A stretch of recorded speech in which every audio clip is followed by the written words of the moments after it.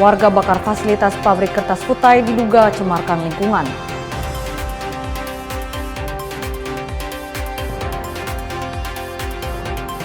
Antrian panjang di SPBU Manado masih terjadi.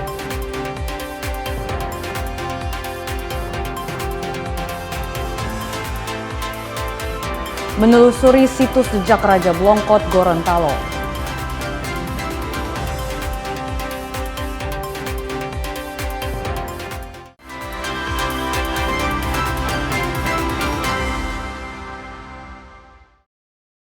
Selamat pagi saudara, kita berjumpa kembali dalam program Kompas Pagi.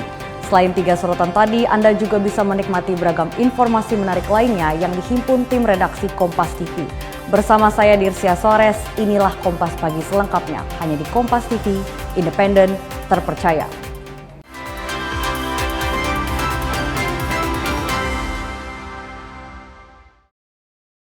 Kita awali dengan informasi yang pertama. Saudara, warga Kelurahan Tanjung Merah, Kota Bitung, Sulawesi Utara diduga membakar sejumlah fasilitas perusahaan PT Futai. Tindakan tersebut dipicu oleh kekecewaan warga terhadap perusahaan yang diduga melakukan pembuangan limbah di selokan air yang menimbulkan pencemaran berupa bau yang menyengat. Sejumlah fasilitas perusahaan PT Futai di Kelurahan Tanjung Merah, Kota Bitung terbakar pada Rabu malam yang diduga dilakukan warga setempat. 2 unit mobil dan bangunan tempat tinggal karyawan serta sejumlah bahan baku kertas milik perusahaan hangus terbakar. Tindakan dugaan pembakaran ini terjadi setelah warga dan pihak perusahaan saling serang dan 2 orang warga jadi korban pelemparan. Cara begini langsung berteriak, "Batu!" Woi, langsung mundur saya. Oh, itu yang membuat amarah masyarakat itu semakin. Malah saya kepala saya ditutupi sama warga itu. Batu dari mana? Batu dari dalam. Kan pagar kan tinggi. Orang dari luar tidak bisa melihat ke dalam. Woi, batu! Langsung mundur kita. Setelah ada lemparan itu? Setelah ada lemparan itu, nah kan masyarakat sudah mundur semua. Masyarakat tambah marah. Nah itu mereka mungkin balik ke rumah, kumpul lagi, terus ya siapkan itu, nah, akhirnya lakukan pembakaran. Jadi lempar apa saja itu yang jadi akhirnya? Apa saja saya juga kurang tahu, yang pasti ada kebakaran seperti itu kan. Itu ya. Dari warga ya. Itu. Dari warga. Sejumlah karyawan PT Futai mengaku sangat terpukul dengan aksi pembakaran ini. Pasalnya selain mengancam keselamatan mereka, para karyawan juga tidak bisa bekerja. Mereka meminta pemerintah kota dapat membantu menyelesaikan persoalan yang terjadi antara perusahaan dan warga setempat. Dari luar yang melempar, jadi dari dalam langsung balas. Karena kan tak masuk di akal, dari ada demo dari dalam lempar. Jadi orang petangkis, akhirnya terjadi lah. Jadi ini karyawan sesama warga Tanjung Merah yang ada karyawan yang yang orang luar, ada juga yang orang Tanjung Merah. Saya di sini sebagai sanitasi. Sangat-sangat sedih dan kami meminta Pak Wali Kota untuk mengatasi dan tangkap yang bertanggung jawab yang karena ini kami kan juga merasa terancam. Iya, mereka kami di dalam bekerja sangat terancam. Mereka lempar dengan batu. Iya. Karena kan ini sudah beberapa kali, bukan cuma 1 kali. Difitnah, perusahaan difitnah, kami juga difitnah. Sebenarnya kami semua merasa sakit hati, tapi kami percaya ada hukum. Kami berharap hukum itu yang fitnah-fitnah itu tangkap semua, dorong provokator itu ditangkap semua. Karena ini dari awal ini orang fitnah terus terjadi seperti ini. Kapolres Bitung Ari Sulistyo Nugroho menegaskan insiden di perusahaan PT Futai sudah dalam penanganan kepolisian. Polisi akan melakukan pemeriksaan terhadap pihak perusahaan maupun warga Tanjung Merah. Polisi juga telah memasang garis polisi di lokasi kejadian. Hal lainnya kita akan tetap proses sesuai dengan hukum yang berlaku, baik yang nantinya yang menjadi korban pelemparan maupun yang melakukan perusahaan. termasuk anggota Pak yang diduga melakukan penyekapan dan ada yang Ya, nanti kita juga akan selidiki, kita proses bagaimana kebenarannya. Ya, rekan-rekan terima kasih. Tolong sama-sama kita menjaga Kota Bitung yang baik dan aman demi keamanan kita bersama. Diketahui kebakaran diduga terjadi setelah warga setempat menghadang sebuah mobil truk kontainer yang keluar dari perusahaan. Warga menduga pihak perusahaan telah melakukan produksi kertas secara diam-diam karena sebelumnya pemerintah kota telah meminta perusahaan PT Futai untuk menghentikan sementara aktivitas perusahaan guna menyelesaikan pembangunan pembuangan limbah yang saat ini sementara dibangun. Jemi Anis, Kompas TV Bitung, Sulawesi Utara. Saudara, Dinas Perhubungan Kota Makassar terpaksa mengembok sebanyak 26 mobil yang kedapatan terparkir sembarangan atau liar. Kendaraan-kendaraan harus digembok karena parkir di lokasi terlarang. Petugas bahkan sempat berdebat dengan juru parkir karena tak terima lokasi parkirnya ditertibkan. Sebanyak 26 mobil digembok dalam operasi penertiban parkir oleh Dinas Perhubungan Kota Makassar. Pengembokan dilakukan karena pengemudi melanggar aturan yang sudah ditetapkan. Meski sebelumnya sudah ada sosialisasi, sejumlah warga masih membandel dan mereka tetap parkir di bahu jalan sehingga mengganggu lalu lintas dan pejalan kaki. Petugas juga mengembok 2 unit truk di Jalan Teuku Umar yang kedapatan melakukan aktivitas bongkar muat barang di jalan raya. Hal ini melanggar Perwali nomor 94 tahun 2013, di mana truk hanya diizinkan beroperasi dalam kota pada pukul 21 hingga jam 5 pagi. Pengemudi juga diberi surat tilang dan jika kembali melanggar akan diberikan sanksi tegas. Ya, ini yang terjadi. Setiap kami melakukan pengawasan dan penindakan, pasti kami bergesekan dengan tukang parkir karena di situ dianggap mereka bahwa di situ lahan untuk mendapatkan cuan. Nah, itu. Tapi karena di situ adalah pelanggaran karena memarkir kendaraan di badan jalan. Harusnya cuma berapa mobil Pak yang Harusnya sesuai kapasitas ruang parkir yang ada di usaha tersebut. Makanya dihitung ruang parkirnya. Jadi apabila apalagi mobil-mobil yang ada di sana diarahkan jalan, tak boleh lagi menambah dan tidak sesuai kapasitas ruang parkir yang ada. Operasi penertiban parkir liar gencar dilakukan Dinas Perhubungan Kota Makassar untuk memastikan tidak ada lagi kendaraan yang parkir sembarangan. Nila Rustam, Kompas TV Makassar, Sulawesi Selatan. Saudara, Satuan Reserse Narkoba Polres Kolaka menangkap seorang pria asal Sulawesi Selatan yang diduga menjadi kurir sabu lintas provinsi. Dari tangan pelaku disita barang bukti sabu seberat 3 kg lebih yang tersimpan di jok belakang mobil. Inilah video penangkapan seorang pria inisial AS yang diduga menjadi kurir narkoba lintas provinsi yang dilakukan tim Opsnal Satuan Reserse Narkoba Polres Kolaka. Pelaku ditangkap saat tengah berada di dalam mobil yang dikendarainya di Jalan Palhawan, Kelurahan Lamokato, Kecamatan Kolaka pada Senin malam 6 Juli 2026 lalu. Polisi yang melakukan penggeledahan yang disaksikan RT setempat menemukan 60 saset sedang diduga berisi sabu dengan berat total 3.055,16 gram atau 3 kg lebih. Kapolres Kolaka AKBP Yuda Widyatama Nugraha mengatakan penangkapan pelaku berawal dari informasi masyarakat terkait akan adanya pengiriman sabu dari Sulawesi Selatan ke Kabupaten Kolaka, Sulawesi Tenggara melalui jalur darat. Dari pemeriksaan sementara, pelaku yang merupakan warga Sulawesi Selatan menjemput barang bukti sabu dari Kabupaten Pinarang, Sulawesi Selatan berdasarkan arahan seorang inisial RI yang kini dalam penyelidikan. Pelaku perannya sebagai kurir, serta diminta mengedarkan sabu di wilayah Kabupaten Kolaka dan sekitarnya. Amankan ini adalah kurir ya, kurir atas inisial AS. Jadi yang diminta oleh saudara RI. Untuk mengambil barang di daerah Pinrang, di salah satu rumah kosong di Pinrang, kemudian untuk dibawa menuju ke Kolaka. Kalau dari hasil penyelidikan sementara tersangka ini perannya apa, Pak? Untuk yang kami amankan ini sebagai kurir yang membawa saja karena dia disuruh oleh saudara RI, kemudian menggunakan dengan kendaraan rental. Untuk membawa modusnya dengan menyewa rental kemudian dibawa menuju ke Kolaka.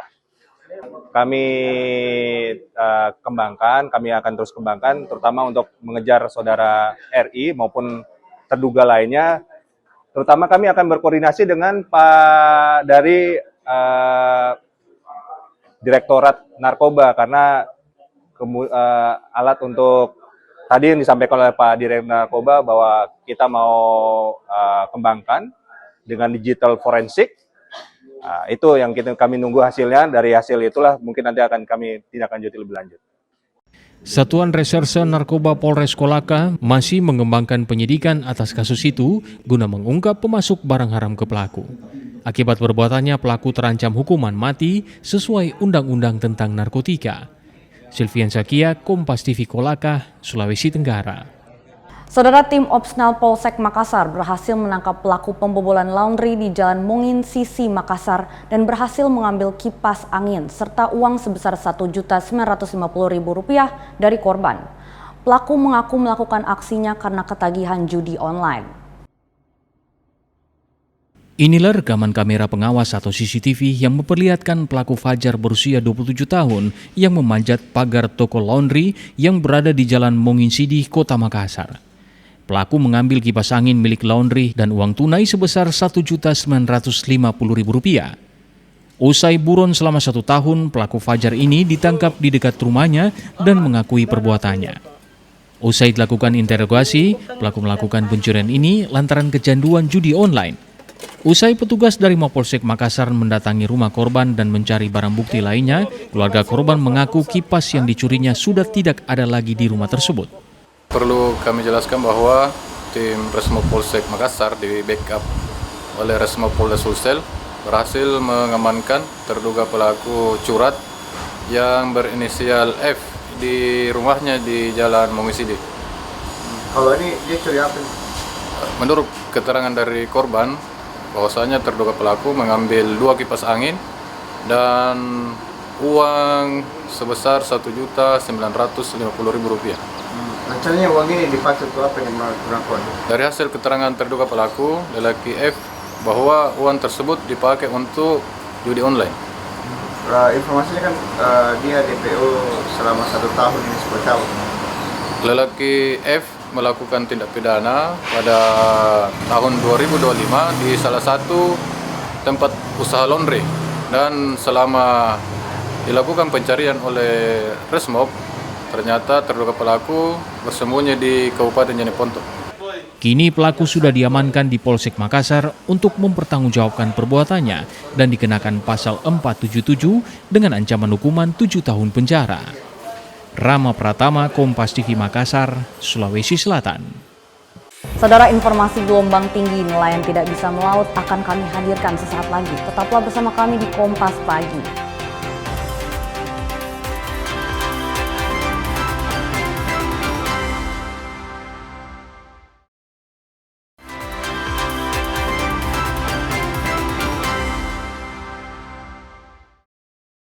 Terima kasih Anda masih bersama kami di Kompas Pagi. Saudara, antrian panjang kendaraan di berbagai SPBU di Kota Manado masih terjadi. Sejumlah supir mengaku rela mengantri seharian agar bisa mendapatkan solar. Kendaraan-kendaraan terlihat berjejer di sejumlah SPBU di Kota Manado pada Rabu 15 Juli 2026 pagi. Antrian panjang terjadi setiap hari dalam 2 pekan terakhir, hampir di seluruh SPBU di Kota Manado, seperti SPBU Malalayang, SPBU Winangun, SPBU Sario, SPBU Ring Road, dan SPBU Politeknik. Akibat antrian panjang ini, para supir mengaku pekerjaan mereka menjadi terganggu karena lamanya waktu pengisian solar. Di beberapa SPBU pada Selasa sore juga kosong, sehingga sejumlah sopir terpaksa menginap di SPBU agar tetap berada dalam antrian. Swingli Manderes, Kompas TV Manado, Sulawesi Utara. Sementara itu, saudara, meski membenarkan adanya peningkatan serapan solar dalam 2 bulan terakhir, pemerintah Provinsi Sulawesi Utara memastikan stok solar cukup untuk memenuhi kebutuhan masyarakat. Masyarakat diminta tetap tenang dan tidak panik dengan adanya antrian kendaraan yang terjadi di sejumlah SPBU. Kepala Biro Ekonomi Sulut Resa Dotulung memastikan pemerintah terus memantau situasi antrian di sejumlah SPBU di Sulawesi Utara. Ia juga menyebut bahwa stok solar di Sulawesi Utara masih cukup untuk memenuhi kebutuhan, meski terjadi lonjakan serapan dalam 2 bulan terakhir. Resa mengatakan stok solar per tahun 2026 mencapai 162 kiloliter, lebih tinggi dari realisasi di tahun 2025. Kita lihat kuota untuk tahun 2026, khususnya untuk minyak solar, kita ada di angka 162.320 kiloliter. Jadi kalau kita bandingkan memang dibandingkan tahun 2025 itu masih di atas. Jadi kuota kita untuk tahun 2026 ini masih di atas realisasi 2025. Walaupun memang kita cermati realisasi di beberapa bulan sejak kenaikan harga Dexlite ini terjadi peningkatan. Reza menjelaskan hingga Juni 2026, total realisasi solar telah mencapai 51% atau sekitar 83.000 liter solar. Dengan adanya peningkatan realisasi dalam bulan terakhir, 13.000 kiloliter per bulan menjadi 14.000 kiloliter. Swingli Manderes, Kompas TV Manado, Sulawesi Utara. Saudara, BMKG Meteorologi Stasiun Samratulangi Manado memperkirakan angin kencang yang terjadi di wilayah Sulawesi Utara masih akan terjadi hingga 3 hari mendatang. Masyarakat diminta berhati-hati dan mewaspadai dampak buruk dari angin kencang. Angin kencang yang terjadi sejak akhir pekan kemarin disebut oleh BMKG Stasiun Meteorologi Samratulangi Manado dipicu adanya fenomena siklon tropis Haisen. Untuk mengantisipasi dampak yang tidak diinginkan, BMKG Stasiun Meteorologi Samratulangi meminta agar masyarakat lebih waspada. Apalagi selain siklon tropis Haisen, BMKG juga mendeteksi adanya monsun timur yang terjadi dan mengakibatkan tekanan udara rendah. Kedua fenomena ini membuat seluruh area di Sulawesi Utara akan mengalami angin kencang hingga 3 hari mendatang. Untuk 3 hari ke depan ada kemungkinan angin masih cukup kuat karena juga dari angin timur atau monsun timur yang mana itu menandakan musim kemarau juga, sehingga untuk potensinya karena adanya pusat tekanan rendah tersebut ada beberapa wilayah yang masih terjadi hujan dengan intensitas ringan dan sedang. Contohnya di wilayah Naha atau di wilayah Kepulauan Sangihe dan di Kepulauan Talaud. Dan untuk angin kencang menyeluruh di seluruh wilayah Sulawesi Utara. Karena adanya tiupan angin yang kencang tersebut, BMKG menghimbau masyarakat untuk menghindari aktivitas pembakaran sampah dan lahan karena berpotensi mengakibatkan kebakaran dengan skala yang lebih besar akibat tiupan angin. Swingli Manderes, Kompas TV Manado, Sulawesi Utara. Saudara, gelombang tinggi akibat hembusan angin kencang membuat aktivitas nelayan di pesisir Gorontalo terganggu. Sebagian besar nelayan memilih tidak melaut dan memarkir perahunya di tepi pantai. Hampir 2 pekan terakhir gelombang tinggi terjadi di sejumlah wilayah pesisir di Gorontalo. Kondisi ini membuat banyak nelayan menghentikan sementara aktivitas melaut untuk menghindari resiko yang mengancam keselamatan. Sejumlah perahu tampak diparkir di tepi pantai, bahkan sebagian ditarik naik ke daratan agar tidak diterjang ombak. Salah satu nelayan menyebut musim angin tenggara ini membuat sebagian nelayan memilih berpindah melaut ke wilayah perairan Sulawesi Tengah yang dinilai lebih aman untuk mencari ikan. Nah, sekarang yang terjadi itu adalah musim tenggara. Musim tenggara itu adalah musim fakir miskinnya para nelayan Gorontalo khususnya, dan terumum adalah Teluk Tomini. Lihat saja kondisi mereka hari ini. Itu sekarang. Jadi sekarang itu tenggara. Tenggara sekarang bukan timur lagi, sudah tenggara. Lebih dasar daripada timur. Akibatnya para nelayan Gorontalo itu sudah banyak yang lari ke Sulawesi Tengah. Sekarang itu khususnya yang ada di Liato Selatan ini, dari hampir 200 nelayan yang ada, itu sudah banyak yang lari ke Sulawesi Tengah mencari nafkah di sana, para nelayan-nelayan kecil. Nelayan memperkirakan kondisi gelombang tinggi ini masih berpotensi berlangsung hingga beberapa bulan ke depan. Mereka hanya bisa berharap cuaca segera membaik agar aktivitas melaut dapat kembali normal. Fikar Buntuan, Kompas TV, Gorontalo. Sementara itu, saudara, di Makassar, Sulawesi Selatan menghadapi ancaman kekeringan, BPBD Kota Makassar melakukan intervensi dengan menyalurkan 17 tandon air di Kecamatan Ujung Tanah Makassar. Menggunakan mobil bak terbuka, 17 tandon air dari BPBD Makassar ini disalurkan ke wilayah Kecamatan Ujung Tanah Makassar Rabu siang. Penyaluran tandon air ini sebagai langkah persiapan menghadapi ancaman kekeringan dengan menyasar wilayah yang menjadi skala prioritas. Menurut Kepala Pelaksana BPBD Makassar Muhammad Fadli Tahar, pihaknya melakukan intervensi dengan mengirimkan 17 tandon air lantaran adanya permintaan dari Kecamatan Tanjung Tanah. Tandon air ini akan ditempatkan di lokasi yang dari asesmen mengalami kekurangan air. Adapun intervensi penanganan diprioritaskan ke warga yang bergantung pada sumber air tanah lantaran kelompok tersebut yang mengalami penurunan ketersediaan air paling signifikan. Saat ini BPBD Makassar memiliki persiapan 100 tandon air. Jumlah ini akan mengalami penambahan apabila status tanggap darurat kekeringan telah ditetapkan. Hari ini kita intervensi langsung, ada permintaan dari Kelurahan Ujung Tanah sebesar 17 tandong. Kita langsung kirimkan hari ini sebagai satu bukti intervensi yang kita langsung lakukan atas perintah Pak Wali, harus tidak bisa menunggu. Akhirnya kita hari ini kita turunkan. Tapi yang perlu kami informasikan, yang kami prioritaskan hari ini adalah warga yang kekurangan air yang bukan menjadi pelanggan PDM. Jadi yang sumbernya daripada air tanah. Kami memberikan tanda untuk persiapan ke mereka. Nah, kami juga sudah nanti akan diisi oleh beberapa mungkin apakah dari PDM, apakah dari TNI, sudah ada beberapa kita koordinasi dengan mereka sehingga ini nanti menjadi tinggal menunggu nanti SK tanggap darurat baru kita bisa intervensi semua secara keseluruhan.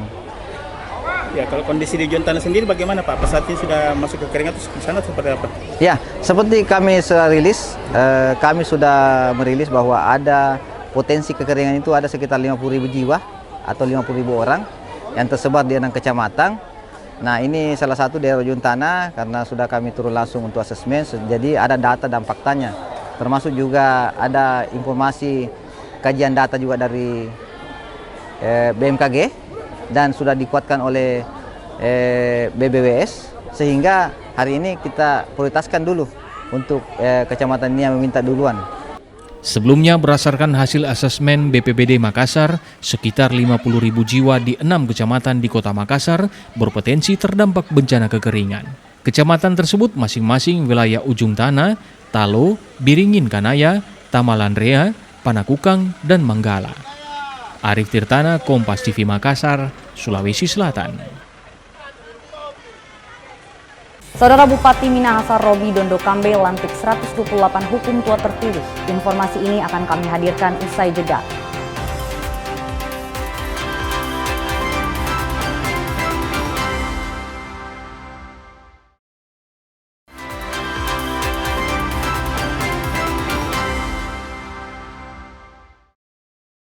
Saya Dirsia Suarez dan Anda masih bersama kami di Kompas Pagi. Saudara, di tengah berbagai capaian pembangunan pada hari ulang tahun ke-403 Kota Manado, masih terdapat satu catatan penting yang menjadi perhatian, yaitu tingginya angka pengangguran terbuka yang mencapai 8,51%. Wali Kota Manado menilai kondisi tersebut menjadi sebuah anomali dan salah satunya dipengaruhi masih kurangnya daya juang sebagian masyarakat dalam mencari pekerjaan. Di tengah pertumbuhan ekonomi dan berbagai indikator pembangunan yang menunjukkan tren positif, pemerintah Kota Manado masih dihadapkan pada tantangan besar, yaitu tingginya angka pengangguran terbuka. Wali Kota Manado Andre Ango menyebut kondisi tersebut merupakan sebuah anomali. Pasalnya angka kemiskinan di Kota Manado tercatat relatif rendah, yaitu 4,99%. Sementara pertumbuhan produk domestik regional bruto atau PDRB juga menunjukkan kinerja yang baik. Ini anomali. PDRB tinggi, kemiskinan rendah, kenapa pengangguran tinggi? Ini anomali. Saya rasa ada faktor kemalasan dan kegengsian yang membuat anomali ini. Jadi tentu saya berharap masyarakat bisa lebih menjadi tahu, kerja keras, dan tidak usah gengsi-gengsi. Wali Kota menilai tingginya angka pengangguran terbuka salah satunya disebabkan masih kurangnya daya juang sebagian masyarakat dalam mencari pekerjaan. Ia berharap masyarakat dapat lebih aktif memanfaatkan peluang kerja yang tersedia serta terus meningkatkan semangat dan kemampuan agar lebih siap bersaing di dunia kerja. Swingli Manderes, Kompas TV Manado, Sulawesi Utara. Saudara, momentum peringatan hari ulang tahun ke-403 Kota Manado tidak hanya menjadi ajang perayaan, namun juga menjadi pengingat akan berbagai pekerjaan rumah yang masih harus dibenahi. DPRD Kota Manado pun menyoroti sejumlah persoalan, mulai dari kebersihan lingkungan hingga meningkatnya gangguan keamanan yang meresahkan masyarakat.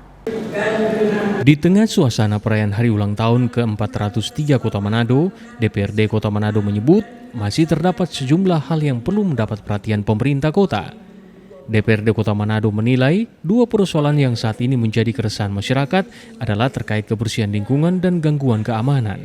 Kedua persoalan itu dinilai perlu segera dituntaskan pemerintah Kota Manado mengingat banyaknya keluhan masyarakat terkait isu lingkungan dan tingkat kriminalitas yang terus meresahkan masyarakat. Jadi kita harus menjaga kebersihan Kota Manado sehingga kita betul-betul masyarakat sehat ya.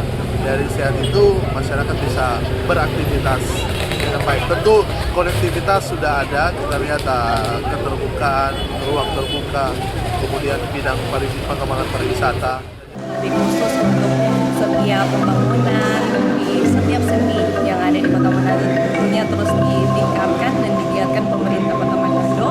Dan yang paling penting bukan hanya pemerintah namun partisipasi dari masyarakat agar supaya setiap program yang dicanangkan bisa diterima secara merata dan dirasakan oleh seluruh masyarakat Kota Manado. DPRD berharap pemerintah Kota Manado dapat memberikan perhatian lebih serius terhadap kedua persoalan tersebut.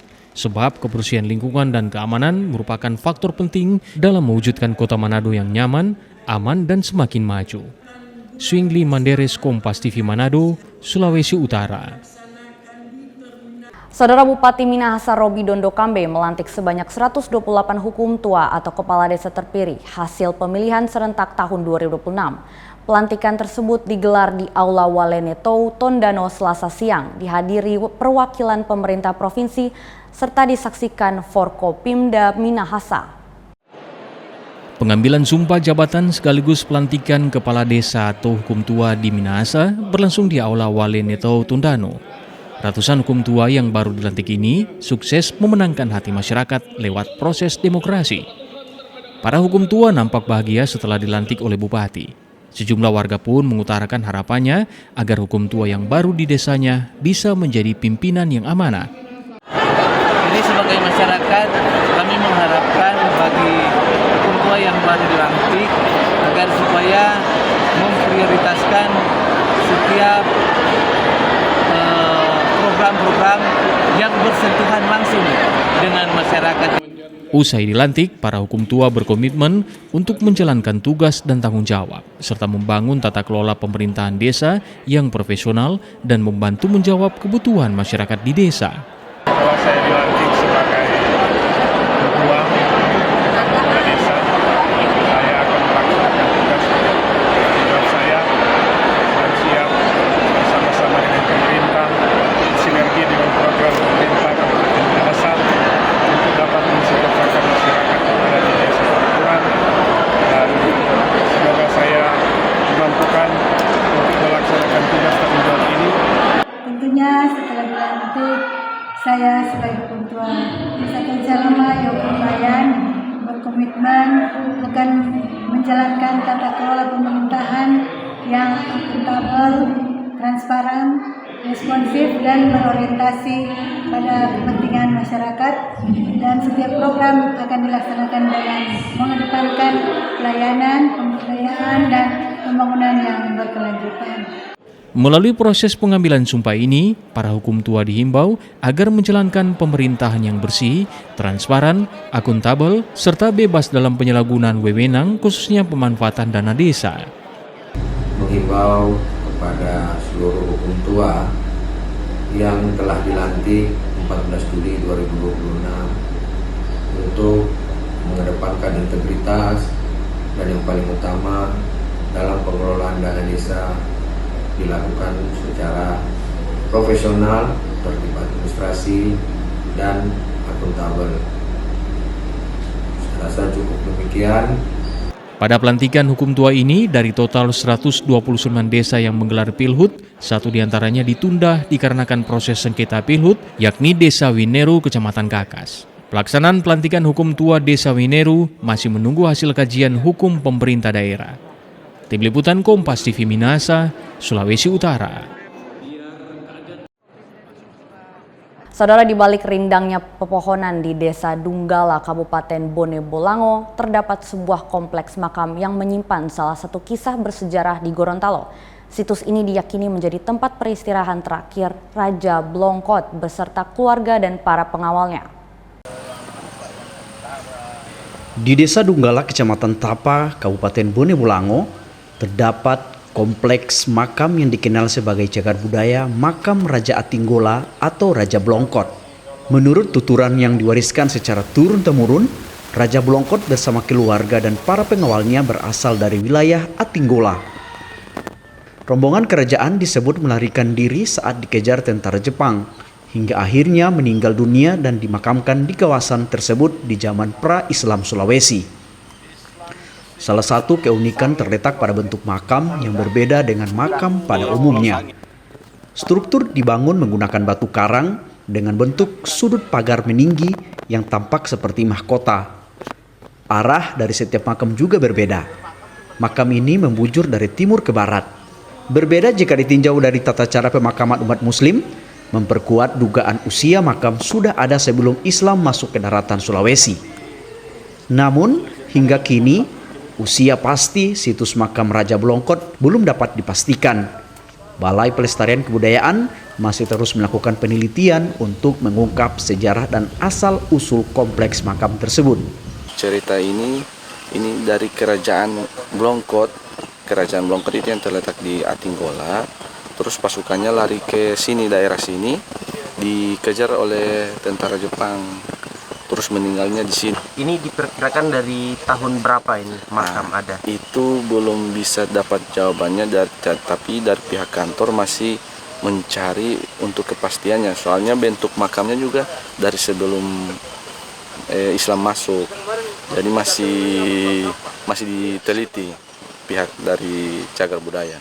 Hari-hari besar Islam ya, contohnya di hari Idul Fitri atau hari banyak yang bahkan dari Batu Da'a yang bisa berziarah di sini. Bahkan itu banyak sekitar 20-an orang bisa baca doa di sini. Meski sebagian kisahnya masih menunggu pembuktian melalui penelitian, makam Raja Blongkot tetap menjadi pengingat bahwa Gorontalo menyimpan warisan sejarah yang masih terjaga hingga saat ini. Fikar Buntuan, Kompas TV, Gorontalo. Masih dari Gorontalo, saudara, menikmati secangkir kopi dengan pemandangan laut mungkin sudah biasa. Namun hal berbeda di Pantai Kurenai, Kabupaten Bone Bolango, sebuah kedai kopi menghadirkan suasana berbeda dengan konsep Hawaiian yang menjadi daya tarik pengunjung.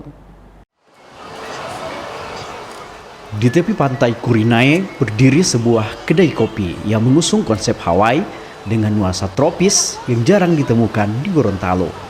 Meski baru beroperasi sekitar 2 bulan, tempat ini sudah menjadi salah satu tujuan pengunjung yang datang menikmati suasana pantai. Berbagai ornamen bertema laut mulai dari jaring ikan, meja berbentuk perahu, hingga hiasan hiu paus menambah kesan unik di setiap sudut kedai. Minuman yang ditawarkan pun terbilang ramah di kantong, dengan harga mulai dari Rp11.000 hingga Rp25.000. Menariknya, sebagian besar ornamen dibuat dari kayu hanyut dan material yang ditemukan di pesisir hingga memiliki nilai estetika sekaligus memanfaatkan limbah alam. Untuk konsep coffee shop kita ini, saya berkiblat sih di Hawaii sih. Satu alasannya saya suka yang natural, cuman lebih tertarik lagi sih untuk konsep Hawaii karena warnanya itu warna cerah semua, tidak harus pakai interiornya yang mahal-mahal atau yang wah ya. Ini aja saya banyakkan dari sampah pantai saja yang hanyut dari pantai sebelah. Sambil menikmati minuman, pengunjung juga disuguhkan pemandangan laut lepas dan suara debur ombak yang menjadi pelengkap suasana. Tak sedikit pengunjung mengabadikan momen di berbagai sudut kedai yang Instagramable. Pengunjung menilai konsep yang dihadirkan memberikan pengalaman yang berbeda dan menjadi kedai kopi bertema Hawaii pertama yang mereka temukan di Gorontalo. Awalnya lihat di Instagram, tempatnya keren. Terus di sini juga bisa sekalian lihat anak bermain di pantai. Terus satu-satunya kafe yang mengusung tema Hawaii dan itu cukup menarik sehingga menarik untuk kita datang ke sini. Untuk minumannya enak. Mungkin ini bisa akan jadi tempat favorit juga, Kak. Kayaknya akan datang lagi. Dengan konsep yang berbeda dan suasana pantai yang menawarkan pemandangan indah, kedai kopi ini menjadi salah satu daya tarik wisata baru yang mendorong pertumbuhan ekonomi di sektor pariwisata dan UMKM. Fikar Buntuan, Kompas TV, Gorontalo. Saudara, usai jeda kami akan kembali dengan informasi Pangdam 13 Merdeka Panen Raya di Bolmong perkuat ketahanan pangan.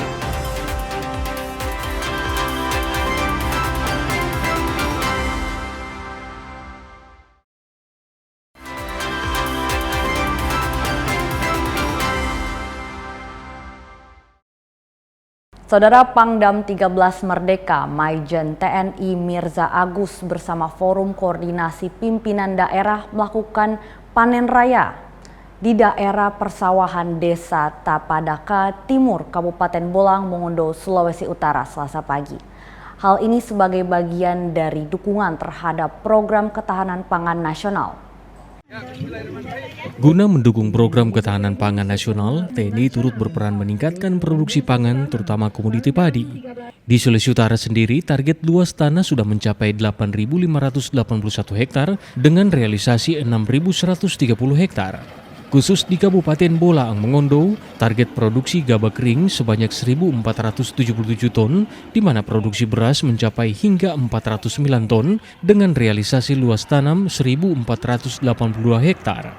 Sementara pada panen raya kali ini, luar panen areal persawahan mencapai 50 hektar. Pangdam 13 Merdeka Maijen TNI Mirza Agus bilang, panen raya ini diharapkan semakin memperkuat ketahanan pangan sekaligus meningkatkan kesejahteraan petani. Dukungan berbagai pihak termasuk ketersediaan jaringan irigasi di tengah musim kemarau menjadi faktor penting dalam menjaga produktivitas lahan pertanian. Kita di sini baru saja pelaksanaan panen hari ini 50 hektar padi dari secara keseluruhan Sulawesi Utara 8.581 hektar yang sudah terrealisasi itu 6.130. Ini 50 hektar bagian dari 6.130 tersebut. Harapan kami pertama, para petani terima kasih, lanjutkan perjuangan untuk menjaga ketahanan pangan kita, khususnya beras.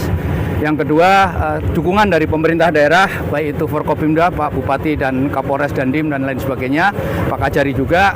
Saya harap setelah ini pasca panen kita tindak lanjuti lagi untuk persiapan panen berikutnya meskipun sekarang masih musim kemarau.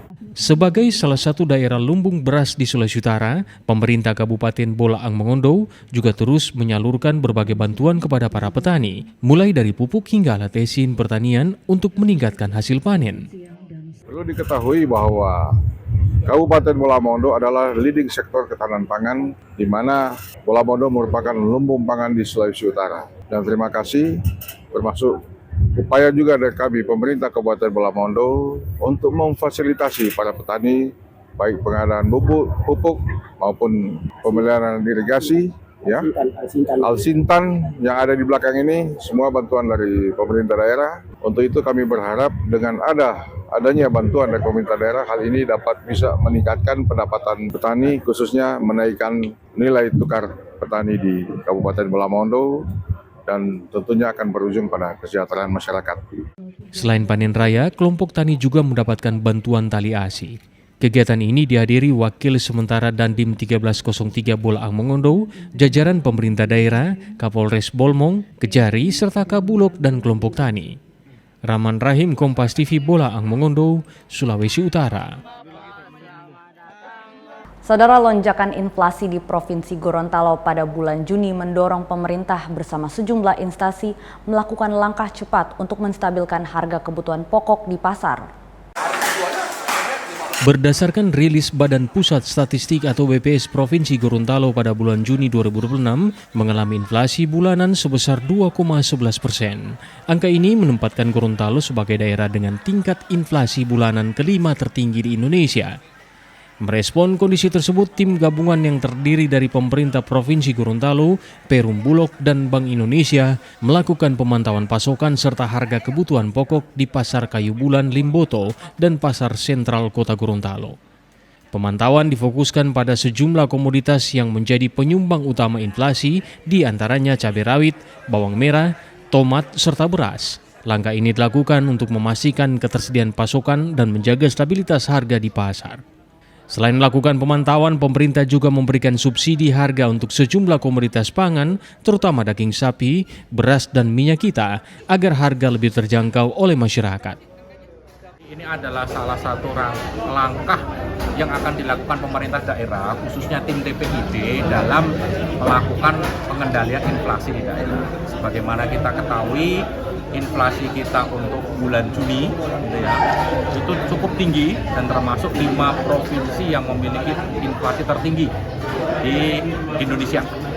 Penyebab utamanya itu dari barang-barang, dari komoditas yang memang pangan bergejolak, gitu ya. Yang memang seperti barito, bawang, rica, tomat, dan juga beras, dan juga satu lagi minyak goreng. Sementara itu, pedagang daging sapi di pasar mengaku saat ini harga daging sapi masih berkisar Rp150.000 per kilogram. Dengan adanya subsidi pemerintah, kini dijual di harga Rp135.000. Mereka berharap program subsidi pemerintah dapat meningkatkan daya beli masyarakat sekaligus menjaga stabilitas penjualan. Tapi insya Allah kan subsidi ini berlangsung suka itu hari-hari supaya langgaran kan mau beli orang kasihan masih orang mau dapat jangkau ya toh. Kalau sebelum naik itu dia sampai 1 ekor lebih habis per hari, bahkan sampai 2 ekor mau habis. Berarti pengaruh pembeli Pak? Pengaruh sekali kasihan, terutama orang-orang jaga baju hari-hari itu, orang jualan bakso mau makan, orang kan tak kaget harga sudah dibagi. Berarti bersyukur dengan adanya subsidi. Insya Allah subsidi biar cuma hari-hari atau 1 minggu 2 kali. Pemerintah berharap berbagai langkah intervensi harga dan penguatan pasokan pangan dapat menekan laju inflasi, menjaga stabilitas harga, serta mendorong daya beli masyarakat di Provinsi Gorontalo. Agustiar, Kompas TV, Gorontalo. Saudara, tinggal di rumah mewah merupakan impian bagi kebanyakan orang, namun tidak dengan pria lansia di Desa Kema, Kabupaten Minahasa Utara, Sulawesi Utara. Meski hidup di lingkungan kakak beradik yang serba berkecukupan, dirinya memilih tinggal di rumah gua buatannya sendiri. Beginilah keseharian Hais Abdul, pria lansia yang sudah 2 dekade atau 21 tahun tinggal di rumah gua yang terletak di Desa Kema Jagatiga, Kabupaten Minahasa Utara, Sulawesi Utara. Semenjak pisah dari istrinya lantaran tidak memiliki keturunan, Hais memilih hidup sendiri dan tinggal di rumah gua buatannya sendiri. Hais mengaku tinggal di rumah gua membuat dirinya merasa nyaman, sejuk serta bebas biaya pemeliharaan. Karena saya rasa ini lebih aman, nggak beli batu, nggak beli semen, seng, bahkan nggak cat. Iya, karena saya juga rasa ditambangkan di bawah tanah, di underground, aman-aman juga kok. Dari situ saya bikin. Jadi juga ada kenangan kan, dulu pernah kerja di sana, tinggal di sini, ada kenangan juga. Proses pembuatan rumah gua dilakukan Hais dengan peralatan seadanya dalam waktu sekitar 6 bulan pada tahun 2005 silam. Rumah gua dibuatnya sedemikian rupa sehingga mirip dengan ruangan rumah kebanyakan. Terdapat ruang tamu, ruang tidur, serta jendela dan 2 pintu. Ya sebenarnya buat ini hanya untuk tempat santai. Istilahnya hanya 2x2, 2 meter x 2 meter untuk taruh tempat duduk. Baru, tapi lama-kelamaan terpikir lebih baik bikin pintu. Coba kan bikin sampai 4 meter, dapat 1 ruangan, ruang tamu dulu, baru dapat bikin kamar. Setelah itu terdiam, terhenti. Waktu itu, waktu di sebelah baru itu. Tapi lama-kelamaan ingin nambah. Jadi saya datang lagi untuk buat sebelah ini. Hais yang berprofesi sebagai nelayan mengaku akan terus menempati rumah gua ini. Agar lebih luas, Hai sedang mengerjakan tambahan 1 kamar untuk dijadikan ruang tidur. Hence Tumilar, Kompas TV Minahasa Utara, Sulawesi Utara. Informasi tadi menutup perjumpaan kita dalam program Kompas Pagi. Saya Dirsia Suarez bersama kru yang bertugas mengucapkan terima kasih atas kebersamaan Anda. Tetap saksikan rangkaian program berita di Kompas TV, independen, terpercaya.